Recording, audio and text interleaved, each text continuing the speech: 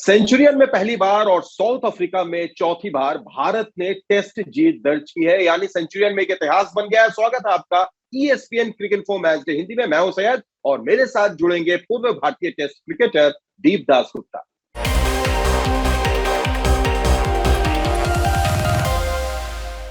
दीप, बहुत बहुत स्वागत है आपका और बहुत बहुत बधाई भारत की इस ऐतिहासिक जीत के लिए भी। शुक्रिया, और आपको भी। बिल्कुल दीप। और दीप, अगर इस मैच की हम बात करें तो गेंदबाजों के नाम रहा ये टेस्ट मैच। मोहम्मद शमी ने पहली पारी में 5 विकेट, दूसरी पारी में भी कमाल की गेंदबाजी की, लेकिन अंतर अगर किसी ने पैदा किया वो बड़ी विकेट डीन एल्गर की। जसप्रीत बुमराह, ऐसा लगा कि उन्होंने मैच बना दिया, भारत के लिए झोली में डाल दिया। बिल्कुल सही कहा आपने। और अगर उनके जो 3 विकेट आप देखें तो पहले जो वैन डर डूसन को कल शाम को आउट किया था उन्होंने, बहुत ही शानदार गेंद। उसके बाद महाराज को वो यॉर्कर, और फिर क्योंकि सबसे बड़ा विकेट जैसे आपने कहा वो डीन एल्गर का था, क्योंकि उनमें वो काबिलियत है जो पड़े रहते हैं। इसके पहले भी वैसे काफी पारियां खेल चुके हैं, तो उनका विकेट बहुत जरूरी था। और आते ही शुरुआत में ही आज 5वें दिन के खेल में उनका विकेट निकाल देना वो बहुत बढ़िया उपलब्धि। दीप, अगर डेन एल्गर की हम बात करें, इसी को थोड़ा सा मैं चर्चा को आगे बढ़ाता हूं, ये हमारा दूसरा पॉइंट भी है। क्या एल्गर को किसी का साथ नहीं मिला? क्या मार्करम अपने प्रतिभा के साथ इंसाफ नहीं कर पा रहे हैं? बबूमा उस तरीके से सपोर्ट नहीं कर पा रहे हैं कप्तान का? ये दक्षिण अफ्रीका की क्या समस्या आपको नजर आ रही है इस टीम में इस वक्त? देखिए, जो बैटिंग है वो थोड़ा सा मुझे नाजुक सा दिख रहा है। जैसे आपने कहा कि साथ नहीं मिल रहा, क्योंकि वहां पे काबिलियत तो है। क्योंकि अगर आप देखें वैन डर डूसन को, अगर हम व्हाइट बॉल क्रिकेट में देखें तो बहुत अच्छी बल्लेबाजी करते हैं। मार्करम का भी ये साल व्हाइट बॉल क्रिकेट के साथ अच्छा रहा है, लेकिन टेस्ट मैच क्रिकेट में जो वो जुझारूपन जो देखने को मिलता है डीन एल्गर से, हालांकि हर एक जो बल्लेबाज है वो वैसे नहीं खेल सकता, लेकिन कहीं ना कहीं वो कॉन्ट्रीब्यूशंस की जो आप बात कर रहे हैं वो दिख नहीं रहा। और तभी आप उस बैटिंग ऑर्डर की तरफ रुख करेंगे। गेंदबाजी तो अच्छी है उनकी, उसमें कोई दो राय नहीं है, लेकिन बैटिंग जो है वो क्रम जो है वो थोड़ा सा हल्का दिखता है, पहले से ही दिख रहा था। और खैर अब वो काफी हद तक प्रूव भी हो गया इस पहले टेस्ट मैच के बाद। दीप, एक चीज तो भारत की अच्छी ये रही कि भारत ने इतिहास रचा, टेस्ट मैच जीता और दक्षिण अफ्रीका में 1-0 की बढ़त भी बना ली। क्या इससे अब दिग्गजों को एक लाइफलाइन जैसी मिल गई है? यानी मेरे कहने का मतलब है, अजीत रहाणे हो गए या चेतेश्वर पुजारा हो गए, उनके ऊपर अब जो एक थोड़ा सा दबाव था कि रन नहीं बन पा रहा है, अब आप जीत चुके हैं, इतिहास रच चुके हैं, तो उन्हें और मौका मिलने की गारंटी टाइप की चीज दिख रही है?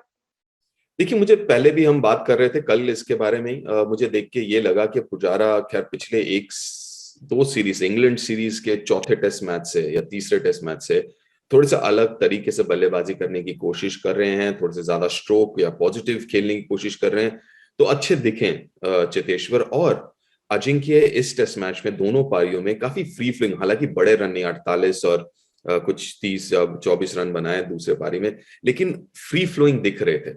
वैसे वो रुक रुक के जैसे वो बल्लेबाजी कर रहे हैं पिछले 2-3 साल में, वैसा दिखा नहीं उनको। तो मेरे ख्याल से वैसे भी थोड़ा बनता है कि आप उनको और थोड़े से मौका दें, क्योंकि देखिए पीछे उन्होंने इतना कंट्रीब्यूट किया है, अजिंक्य हो गए और चेतेश्वर की। थोड़ा सा जो है रोप की जो हम बात करते हैं, थोड़ा सा रोप ज्यादा बनता है।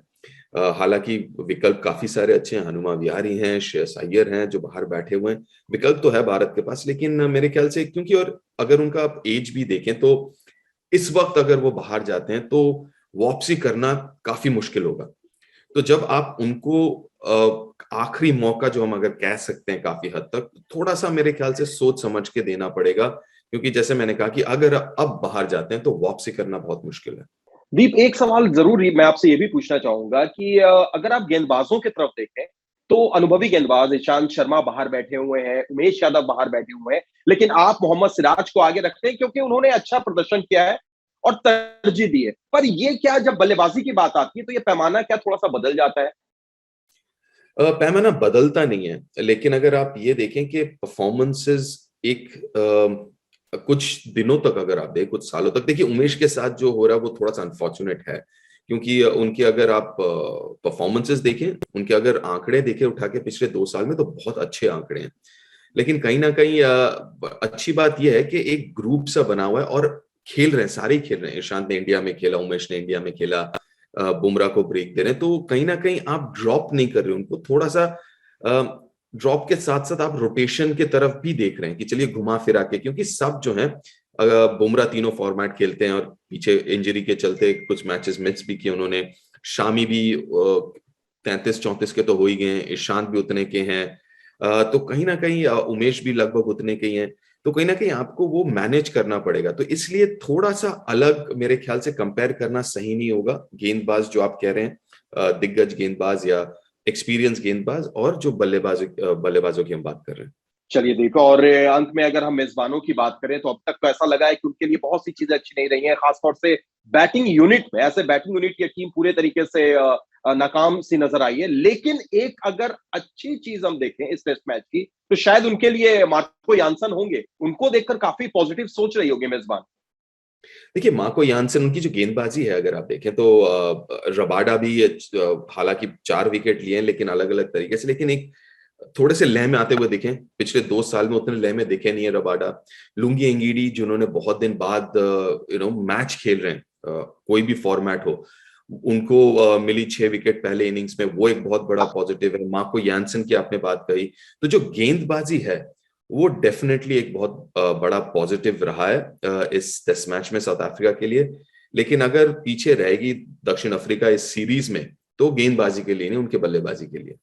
बहुत बहुत शुक्रिया दीप, हमारे साथ जुड़ने के लिए, तमाम बातचीत करने के लिए। और जाते जाते आपको भी और तमाम दर्शकों को भी नए साल की शुभकामना तो हम जरूर देना चाहेंगे, और भारत ने गिफ्ट पहले ही दे दिया दीप। जी बिल्कुल। तो जी हाँ, शुरुआत हमने एक रिकॉर्ड ब्रेकिंग तरीके से किया था। ब्रिस्बेन में 34 साल के बाद ऑस्ट्रेलिया को किसी भी टीम ने हराया, तो शुरुआत साल का वैसा रहा और खत्म भी कुछ उसी तरीके से हिस्ट्री के साथ। तो जी हाँ, साल और बीच में साल अच्छा रहा है और उम्मीद यह है कि 2022 भी उतना ही बेहतर रहेगा टीम इंडिया और हम सब के लिए, हमारे सारे दर्शकों के लिए भी। चलिए, बहुत बहुत शुक्रिया दीप, और आप भी हमारे साथ बिल्कुल जुड़ सकते हैं ESPN cricinfo.com/हिंदी पर, और हिंदी में सारी जानकारियां जरूर पा सकते हैं। शुक्रिया।